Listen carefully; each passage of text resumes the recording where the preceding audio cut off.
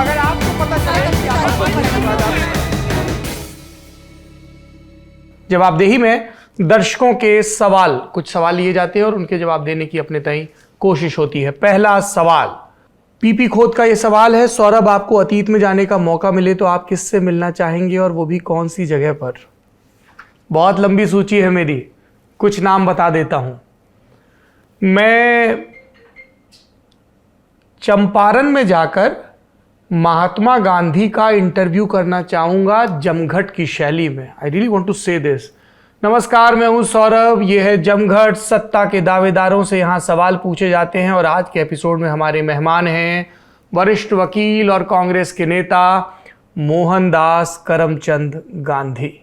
Think of it, हमारे समय के, मतलब हमसे पहले के समय के, पिछली सदी के सबसे बड़े पॉलिटिशियंस में से दुनिया के एक मोहनदास करमचंद गांधी, महात्मा गांधी।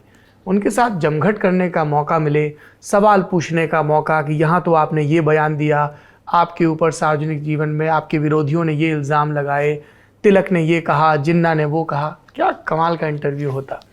इसके अलावा मैं जाना चाहूँगा ललितादित्य पीठ के दरबार में, जम्मू कश्मीर के प्रतापी राजा, सहस्रों मील तक जिनका साम्राज्य फैला हुआ था।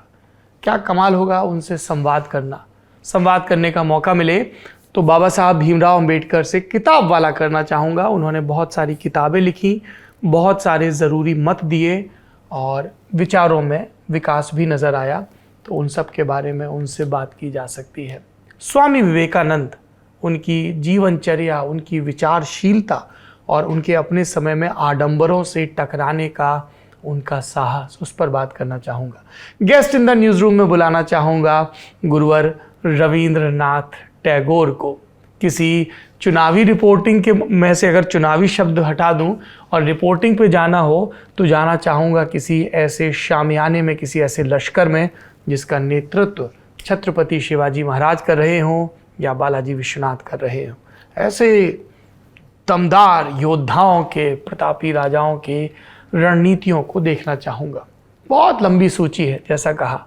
हुमायूं की लाइब्रेरी देखना चाहूँगा, अकबर की कैबिनेट की मीटिंग के नोट्स लेना चाहूँगा। मैं चाहूँगा कि जाऊँ और सम्राट अशोक के समय में वो क्या विचार थे जो अलग अलग प्रस्तर खंडों पर उत्कीर्ण कराए गए, जिसकी वजह से हज़ारों बरस के बाद हमें पता चला वो क्या शासकीय डिक्रियां रहती होंगी, क्या पढ़ाई होती होगी तक्षशिला में, नालंदा में। आप सोचिए, एक रोज़ के लिए आपको उन कक्षाओं में बैठने का अवसर मिले, कभी आपको इंटरव्यू करने का, बैठकी करने का, फाहियान या वेहनसॉन्ग या इब्न बतूती जैसे कई यात्रियों से बातचीत करने का, आपको पता चले कि गुप्त वंश के साम्राज्य में क्या हुआ। कोई नाटक आप देखें जो खेला जा रहा है, दर्शक दीर्घा में आपके बगल में कालिदास बैठे हुए हैं, कोई कविता पढ़ी जा रही है और उस कविता को रचने वाला कोई कवि, कोई मनीषी सामने है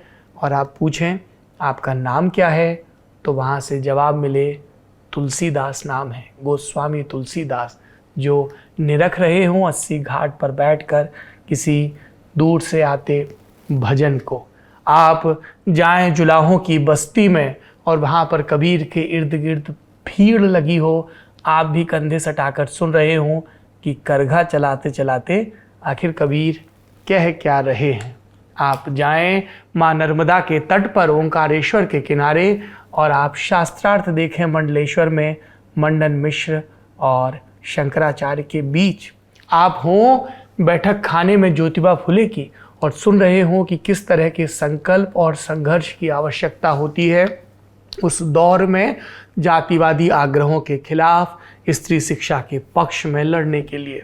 आप जाएं और बड़े गुलाम अली खां का आलाप सुने। आप जाएं और पहली पहल जब पंडित भीमसेन जोशी या उस्ताद रविशंकर या उस्ताद अताउल्ला खां, ये बहुत अलग अलग नाम है, कोई कहीं कव्वाली कह रहा है, कोई कहीं पर शास्त्रीय गायन में निबद्ध हो रहा है, कोई सितार बजा रहा है, आप इन सब को सुन पाएँ, इनसे संवाद कर पाएँ, कितना अद्भुत होगा।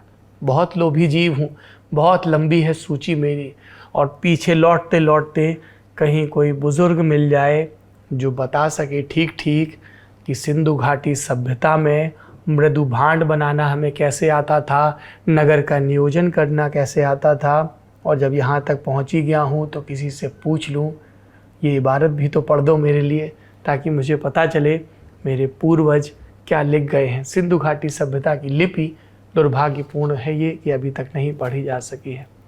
मेरा लोभ विस्तृत है, मेरा लोभ सार्वजनिक है, मेरा लोभ मेरे पूर्वजों से संवाद का लोभ है। ये लोभ मुझे मिले तो मैं किसी रोज़ पूछूं खिलजी से कि बताओ तो ज़रा, तुमने इतने पुस्तकालयों को आग क्यों लगाई और इतने सुंदर मंदिरों की मूर्तियों को, प्रतिमाओं को क्यों भग्नित किया। ये सवाल हैं जो हमें उन सब से पूछने होंगे जिन्होंने इस धरती पर सांस ली है। लंबी सूची, कितने ही नाम लिए जा सकते हैं। कला के क्षेत्र में, विज्ञान के क्षेत्र में, धर्म के क्षेत्र में, राजनीति के क्षेत्र में लिए गए फैसलों को लेकर, और उन फैसलों से क्या कीमत चुकाई गई या क्या किस्मत बनी बिगड़ी, इन सब को लेकर बहुत लंबी सूची, घंटों बात कर सकता हूं, पर फिलहाल समय की मर्यादा, अगले सवाल पर चलते हैं।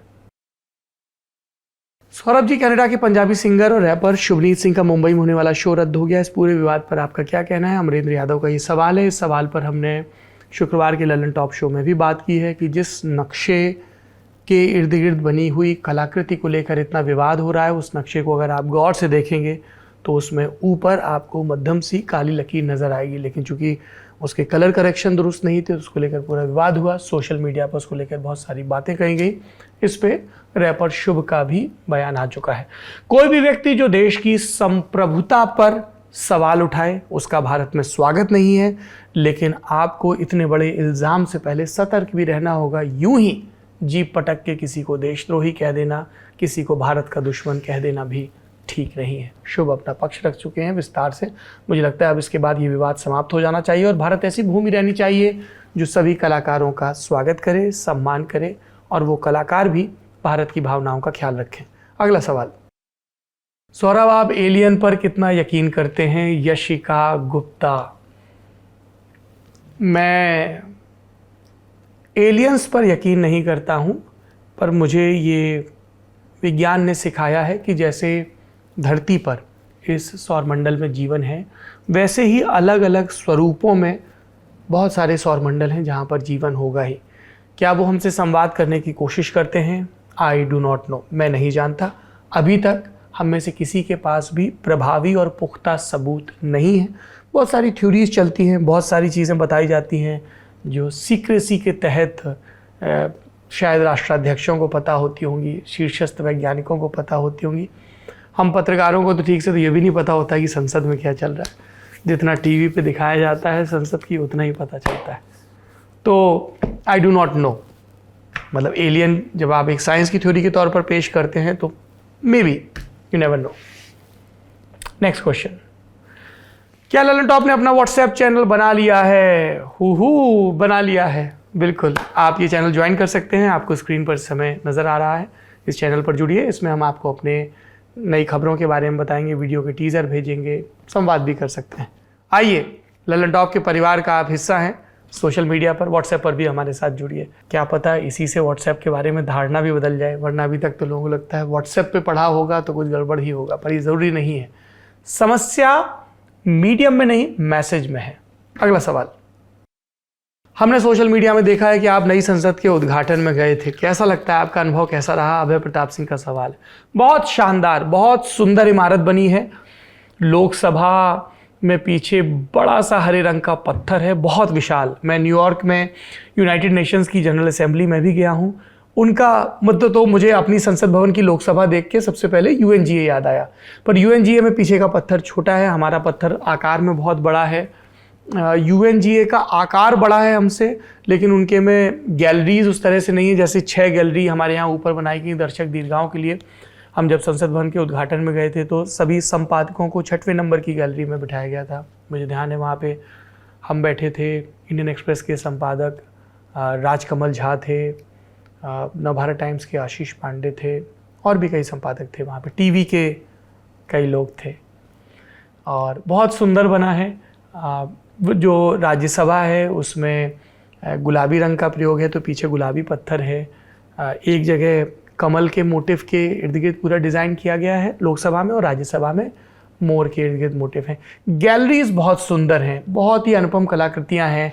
नवरसों के ऊपर कुछ बनाया गया, पुराने वाद्य यंत्रों को लेके। तो आपको जब भी मौका लगे आप संसद भवन देखने ज़रूर जाइएगा, नया वाला। और जो पुराना वाला है संविधान सदन, उसकी तो खैर अपनी गरिमा है, अपना इतिहास है उन खंभों के पीछे। तो हमको तो बहुत आनंद आया, हमने फ़ोटो डाली। तो आजकल क्या है कि सोशल मीडिया पे पार्टी वॉरियर्स हैं, है ना, मैं पहले भी कहता हूँ। तो उनने कहा कि अच्छा ये संसद भवन के उद्घाटन में गया तो ये प्रो भाजपा है, अच्छा इसने नरेंद्र मोदी सरकार के किसी कदम की आलोचना की थी, एंटी भाजपा है। हम पत्रकारों का, जो पत्रकार हैं, काम प्रो या एंटी होना नहीं है। हमारा काम चीज़ें जैसी हो रही हैं उनको बताना है, उनके संदर्भ बताना है, सवाल पूछने हैं, सबसे ज़्यादा सत्ता पक्ष से और विपक्ष जो सत्ता की दावेदारी कर रहा है जब तब उनसे भी। मेरे देश की संसद का उद्घाटन है, देश के लोकसभा अध्यक्ष ने हमें न्योता दिया, ज़रूर जाऊंगा। पार्टियों की अपनी राजनीति हो सकती है, अपनी बायकॉट हो सकती है, लेकिन संसद सबकी है। तो आगे भी कभी ऐसा अवसर मिलेगा तो ज़रूर जाऊंगा। बाकी IT सेल वाले अपना रोज़गार जुटाते रहें। मेरी शुभकामनाएं हैं कि किसी रोज़ वो इससे बाहर भी जाएं और देखें कि ट्विटर पे, फेसबुक पे, यूट्यूब पे गाली लिखने के बाहर भी दुनिया बहुत सुंदर है। चलिए, सवालों का सिलसिला यहीं पर समाप्त होता है। बढ़ते हैं आखिरी सेगमेंट की तरफ, जिसका नाम है फुर्सत की सलाह। फुर्सत की सलाह में सबसे पहले जिक्र होगा एप्पल TV के एक शो का, जिसका नाम है the morning show. I am hooked to it, और सुबह सवेरे वर्जिश करते हुए इसका एक एपिसोड अपने नाम निपटा देते हैं। जेनिफर एनिस्टन है और एक और दीदी हैं, क्या नाम है, रीस विदरस्पून। हमारी पत्नी ने बड़ी रोचक कहानी बताई कि किस तरह से रीस विदरस्पून ने एक बुक क्लब शुरू किया। उस बुक क्लब में बहुत सारे नए ऑथर्स भी आते थे या जिनके पास नए प्लॉट होते थे, पर उसमें एक करार होता था कि इसको जब कभी भी मोशन पिक्चर के लिए, OTT के लिए अडॉप्ट किया जाएगा तो फर्स्ट रिफ्यूज़ल राइट विदरस्पून के पास होगा। और इस तरह से उनको बहुत कमाल की कहानियाँ मिलने लगी, जिसको पहले वो दूसरे प्रोडक्शन हाउसेस को पिच करती थी और फिर खुद वो उनको पिच करने लगी। और उसी का नतीजा है कि उसमें से एक ये शो निकला है, द मॉर्निंग शो। अगर आपने न्यूज़ रूम देखा हो तो आपको ध्यान होगा कि कितने कमाल के शो पहले भी बने हैं। ये उसी लेवल का शो है, इसका 3रा सीज़न आया है और जेनिफर एनिस्टन और रीस विदरस्पून ने बहुत कमाल की एक्टिंग की है। Must watch, you must watch. हमारी ललन टॉप की एक दर्शक हैं, सिंगापुर में रहती हैं। उन्होंने हमें सबसे पहले, नम्रता नाम है उनका, सबसे पहले उन्होंने ये शो हमें सुझाया था। ये तो हो गई शो की बात। और आजकल मैं हेमंत कुमार के गाने बहुत सुन रहा हूँ, बहुत बहुत कमाल का है। मतलब मैं SD बर्मन का फ़ैन रहा हूँ उनकी सिंगिंग का, और हेमंत कुमार भी अद्भुत, एकदम गूंजती है आवाज़। 2 किताबें हैं, दोनों बहुत अलग अलग हैं एक दूसरे से। ये एक पहली किताब है, इसके ऑथर हार्पर, वेस्टलैंड का इम्प्रिंट है ये। देवरीना धींगरा की किताब है द परफ्यूम प्रोजेक्ट, और इसमें बहुत लालित्यपूर्ण गद्य है अंग्रेज़ी में। और भारत में जो नितांत भारतीय खुशबुएं हैं, जैसे रोज़, जैस्मिन, सैंडलवुड, सैफरन, ऊद, वेटिवर, इन सब के बारे में बहुत ही ट्रेवलॉग के ढंग से, एक्सपीरियंशियल ढंग से लिखा गया है। टॉप नोट क्या होता है, अतर में होता है नहीं होता है, और कौन कौन से नोट होते हैं, कैसे फ्रेगरेंस को समझा जाए, उसके बनने का प्रोसेस क्या होता है, अलग अलग किस्म के इत्र या परफ्यूम बनने का। तो बहुत बोझिल नहीं है कि सब एकदम जानकारी दे मारी।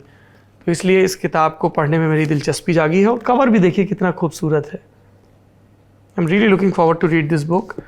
दूसरी किताब है अली अनवर, ये सांसद रहे हैं, इनकी है संपूर्ण दलित आंदोलन, पसमानदा तसव्वुर, सभी मजहबों के दलितों के दर्द के रिश्तों पर रोशनी डालती हुई किताब। अली अनवर इसको लेकर बहुत प्रयत्नशील रहे हैं सांसद के तौर पर कि जो ईसाई या मुस्लिम धर्म के दलित हैं उनको भी SC की सूची में शामिल किया जाए।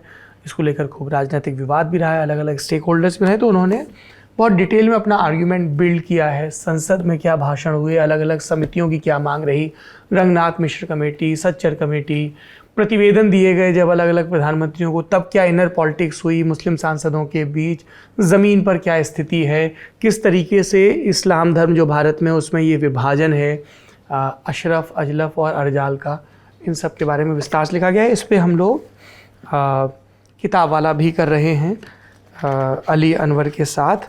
सतीश देशपांडे सोशोलॉजी के प्रोफेसर हैं दिल्ली यूनिवर्सिटी में, उन्होंने इसकी भूमिका लिखी है और उसके बाद अली अनवर का तर्क शुरू होता है, जिसमें अशरफ संभ्रांत को कहा गया, अजलाफ कहा गया बीच वाले मतलब ओबीसी में, और अर्जाल कहा गया नीच को। और इसके बाद उन्होंने इस नॉमेनक्लेचर को लेकर भी आपत्तियां जताई हैं। तो इस किताब को मैंने पढ़ना शुरू किया और मुझे बहुत दिलचस्प लगी, तो मुझे लगा कि इस पहलू पर भी बात होनी चाहिए। तो ये 2 किताबें हैं, ये राजकमल पेपर बैग से है, ये वेस्टलैंड के इम्प्रिंट से है, नॉन फिक्शन के। एक टीवी शो है और एक है नाटक। कमानी ऑडिटोरियम में इतवार के रोज़ ये नाटक है, मैं देख लेता हूँ, कमानी में ही है। इसका नाम है गौहर जान।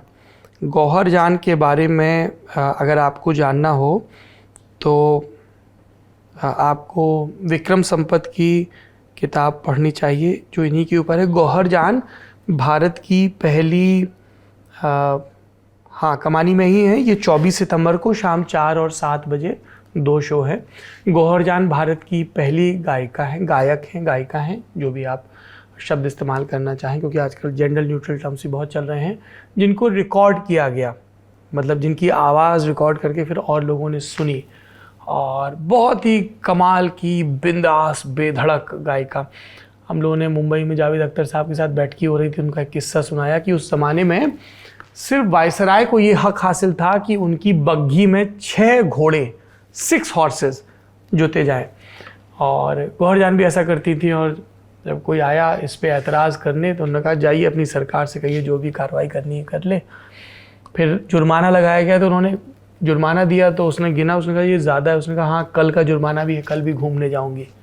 तो ऐसी थी बिंदास गौहर जान। आर्मेनियाई ब्रिटिश मूल, भारत में आना और सिंगिंग में इस तरह से अपना करियर बनाना, अपने ज़माने की बागी औरतें, और बागी औरतों के कथानक सुनने बहुत ज़रूरी हैं साहस के लिए। तो मैं गौहर जान प्ले देखने जा रहा हूँ, ये सीरीज़ देख रहा हूँ, ये 2 किताबें पढ़ने का इरादा कर रहा हूँ, और अगले 1-2 हफ्ते में 3 किताब वाला शूट होने हैं। नीरजा चौधरी मैम के साथ शूट होना है, जो उन्होंने प्रधानमंत्रियों पर किताब लिखी। उसके बाद अली अनवर जी के साथ शूट होना है, ये पसमानदा मुस्लिम्स की को लेकर उनकी जो किताब है, और जे साई दीपक के साथ इंडिया दैट इज़ भारत, इस पर शूट होना है। तो अभी लग रहा है कि अगले 1-1.5 हफ्ते तक बहुत पढ़ाई करनी पड़ेगी। बोर्ड परीक्षाओं में जिस तरह से करते थे 10वीं में ख़ास तौर पे, वैसी पढ़ाई। आप क्या पढ़ रहे हैं, क्या सुन रहे हैं, क्या देख रहे हैं, कमेंट बॉक्स में ज़रूर बताइए।